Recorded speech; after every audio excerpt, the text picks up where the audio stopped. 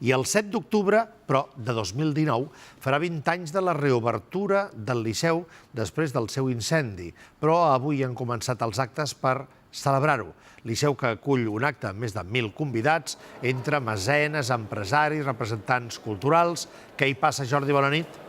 Bona nit. Doncs sí, ja sabem que el Turandot de Puccini, amb una nova versió de Fran Aleu, serà una de les estrelles del 2019 d'aquest aniversari, i en el que també hi participarà, per exemple, Plácido Domingo, Sonda Rodwanowski o Jonas Kaufmann, entre d'altres. Les estrelles avui són els mecenes i els empresaris que participen en aquest acte, i és que precisament fa uns mesos es va proclamar aquest esdeveniment com d'interès públic. I això què significa? Significa que canvia el sistema de mecenatge i a partir d'aquí poden entrar amb més força les inversions privades i hi ha, a més, en aquest cas, uns beneficis fiscals. Precisament per això és important que el Liceu segueixi comptant amb aquests col·laboradors de cara al futur. Evidentment, en situacions de pressupostos prorrogats de les diferents administracions no és un moment especialment òptim, perquè per molt que hi hagi voluntat política, de vegades els temes de procediment no ajuden.